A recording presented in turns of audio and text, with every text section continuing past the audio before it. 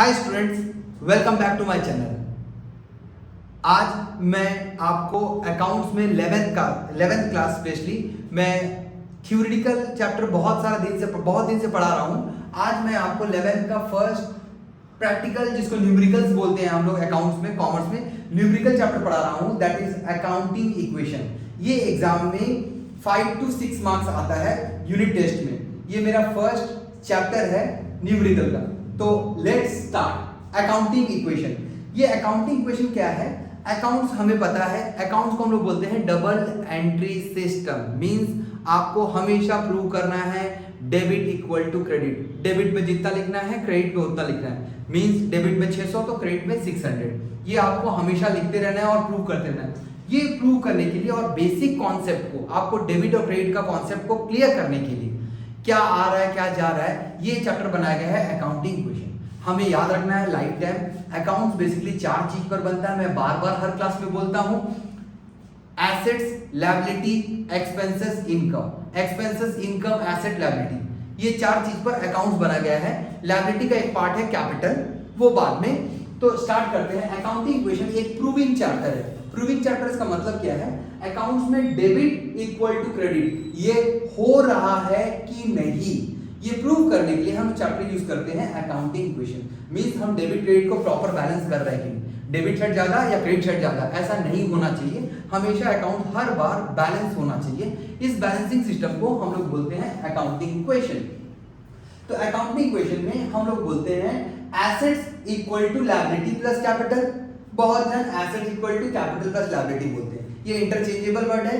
अगर assets equal to capital plus liability या liability plus capital ये हम प्रूव करेंगे तो इसको बोलते हैं अकाउंटिंग इक्वेशन। तो प्रूव करने के लिए पहले मुझे समझना पड़ेगा एसेट्स क्या है, कैपिटल क्या है, लायबिलिटी क्या है। ये पहले भी बता चुका, बट आज की क्लास में मैं एसेट्स में, ऐसे तो 100-200 एसेट्स है देखा जाए तो, बट एसेट में स्पेसिफिकली इस चैप्टर में क्या यूज होता है वो मैंने लिखा है। देखिए, सबसे पहले बात करें एसेट्स में। इस चैप्टर में एसेट में क्या क्या टर्म्स यूज होता है वो देखिए। एसेट में पहला वर्ड यूज होगा कैश, जो मोस्ट कॉमन है। बैंक बैलेंस, याद रखिए गुड्स जब भी हम खरीदेंगे, मेरे बिजनेस के लिए गुड्स खरीदेंगे तो हमको वर्ड यूज करना है stock. Furniture, building, plant, machinery, investment, motor. याद रखिए स्पेशली, इसको मैं स्पेशली अंडरलाइन कर रहा हूं, ये और ये 2 वर्ड्स है।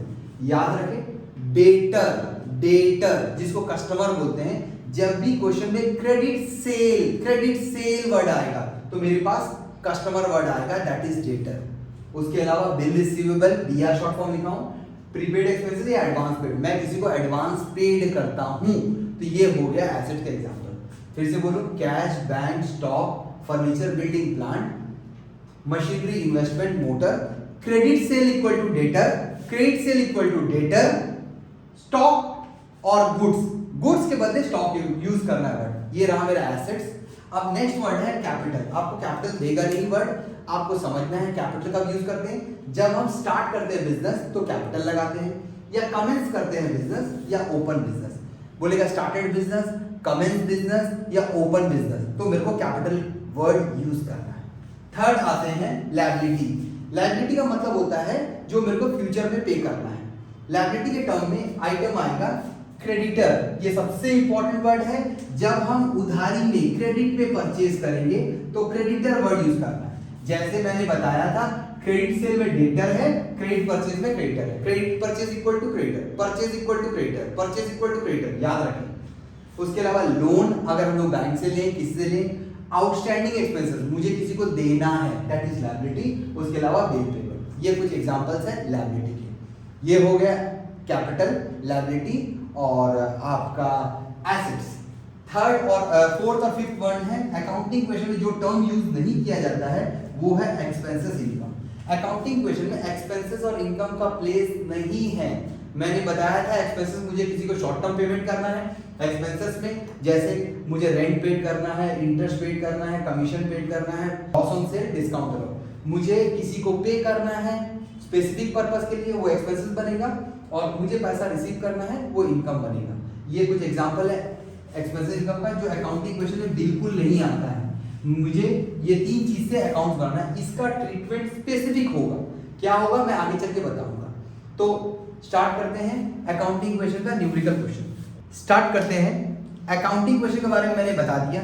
अब कुछ इंपॉर्टेंट एग्जांपल्स जिससे क्वेश्चंस बनता है उसके बारे में डिस्कस करिए, जो मैं डिस्कस कर रहा हूं, जो बोर्ड में मैंने लिखा है। तो स्टार्ट करते हैं। सबसे पहले अकाउंटिंग इक्वेशन में कुछ बेसिक्स टर्म्स हैं थ्योरेटिकल क्वेश्चन के लिए। जैसे क्वेश्चन बोलेगा स्टार्टेड बिजनेस या कमेंस बिजनेस विद कैश। आपने बिजनेस चालू किया, तो आपको अकाउंटिंग क्वेश्चन बनाते समय याद रखना है मेरे पास मेरे बिजनेस में जो भी चीज इन होगा मेरे पास आया, मैं प्लस खा लिया प्लस, और मेरे बिजनेस से जो भी चीज आउट हो गया, जो चले गया minus, in plus out minus. याद रखें अगर आया तो प्लस, गया तो माइनस। बिजनेस से, आपके मुंह से नहीं, ना आपके बैंक अकाउंट से, बिजनेस अकाउंट से आया प्लस, गया माइनस। तो स्टार्ट करते हैं। सबसे पहले कमेंस बिजनेस या sorry started business, commence business with cash. Business start करेंगे तो आपके पास कैश आएगा, कैश में प्लस करना है, कैपिटल में प्लस करना है। सपोज अगर 10,000 हो तो आपको 10,000 यहां प्लस करना है, यहां 10,000 प्लस करना है। ये मेरा पहला वर्ड हुआ। Next purchase goods for cash. मैंने बताया था गुड्स के बदले आपको स्टॉक यूज करना है। परचेज गुड्स, सामान खरीदें, स्टॉक आया, कैश सामने वाले के मुंह में मार दिए, माइनस। ये हो गया minus plus. Third purchase goods on credit, मतलब आप उधारी खरीदे हैं किसी पर्सन, सपोज एग्जांपल हरी से। उधारी खरीदने पर सामने वाला आपको सामान देगा लेकिन वो उधारी आपका बढ़ जाएगा, तो आपके पास सामान तो आया और आपका टेंशन बढ़ा, मींस लायबिलिटी बढ़ा। लायबिलिटी मींस टेंशन, आपको चुकाना है। Next sold goods for cash, सामान बेचे, पैसा आया, कैश इन, सामान गया, minus. Next sold goods on credit, आपने उधारी में सामान सेल किया। मैंने बताया था परचेज क्रेडिट, परचेज क्रेडिट याद रखें, creditor. Cell credit, cell credit, उधारी में सेल करेंगे तो सामान तो गया, आपका डेटर बढ़ जाएगा, एसेट्स। यहां मैंने ए और एल लिखा है। नेक्स्ट अकाउंटिंग क्वेश्चन का सबसे खतरनाक चीज एक्सपेंसेस और इनकम। अकाउंटिंग क्वेश्चन में इसका कोई प्लेस नहीं है।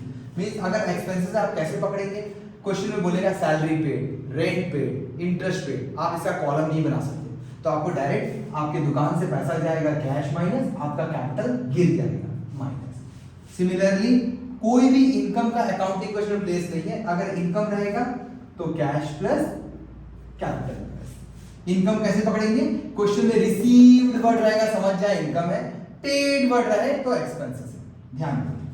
नेक्स्ट है purchase furniture building for cash. मैंने बताया था ऊपर गुड्स, अभी बता रहा हूं एसेट्स। अगर एसेट कर देंगे परचेज बिल्डिंग या फर्नीचर तो आपको एसेट में प्लस करना होगा, कैश माइनस। एग्जांपल बिल्डिंग खरीदे, बिल्डिंग प्लस कैश माइनस।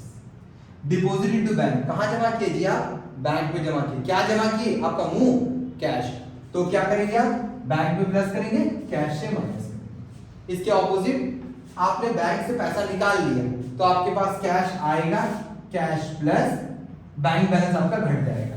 मुंह बना के बैठे रहेंगे आप लोग। नेक्स्ट है withdraw cash for personal use.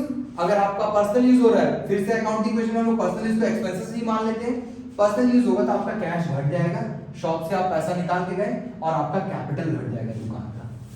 Next और final one withdraw goods for personal use. अगर आप सामान निकालेंगे दुकान से, सामान घट गया मींस रिड्यूस हुआ, किसके फॉर्म में, कैपिटल से रिड्यूस हुआ। ये रहा आपका कुछ 12 बेसिक एडजस्टमेंट। अब मैं और 5-7 एडवांस एडजस्टमेंट बताऊंगा जिससे आपका चैप्टर क्लोज हो जाएगा।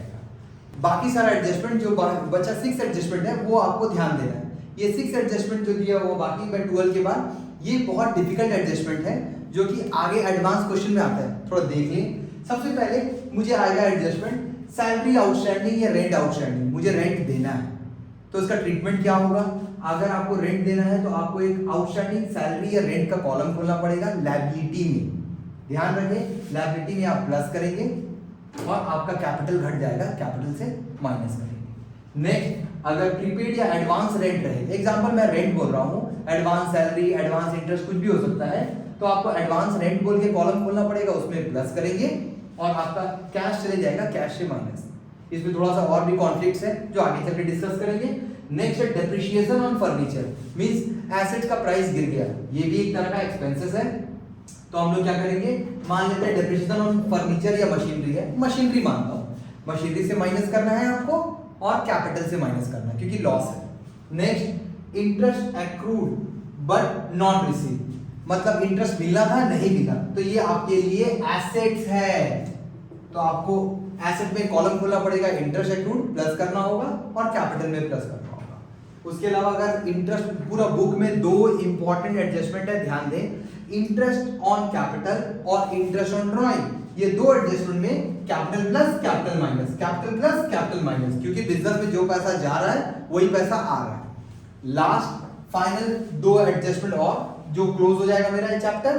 देखिए, सोल्ड गुड्स कॉस्टिंग 10,000 फॉर 16,000, आपका सामान का दाम है 10,000, आपने सेल किया 16,000, आपको प्रॉफिट हुआ 6,000, आपको कॉस्ट प्राइस दिया है, सेल प्राइस दिया है। ध्यान से सुने, ये हर क्वेश्चन में रहेगा 100%। सोल्ड गुड्स कॉस्टिंग 10,000 फॉर 16,000, सामान का दाम है 10,000, आपने किसी को बेवकूफ बना के 16,000 में सामान को बेच दिया, तो आपको प्रॉफिट कितना आया 6,000। तो क्या करेंगे, सामान का जितना कॉस्ट है उतना स्टॉक से माइनस करना है 10,000, पैसा आया कितना 16,000, कैश में प्लस करना है, और ये दोनों के बीच में प्रॉफिट हुआ 6,000, कैपिटल में प्लस करना है। Means cost equal to cost equal to stock से माइनस, सेल इक्वल टू पैसा आया cash plus profit capital plus. मैं मान रहा हूं मैं कैश से लिख रहा हूं। अब इसी को चेंज करके sold goods costing 10,000 at profit of 20%, या कॉस्ट प्राइस सेल प्राइस दिया है, यहाँ पे दिया है कॉस्ट 10,000, आपने प्रॉफिट कमाया 2,000 20%, तो आप बताइए इसको कैसे बनाएंगे। तो मैं लिखूंगा कॉस्ट प्राइस 10,000, प्रॉफिट 20% 2,000, दोनों को ऐड करूंगा, सेल प्राइस निकालूंगा 12,000।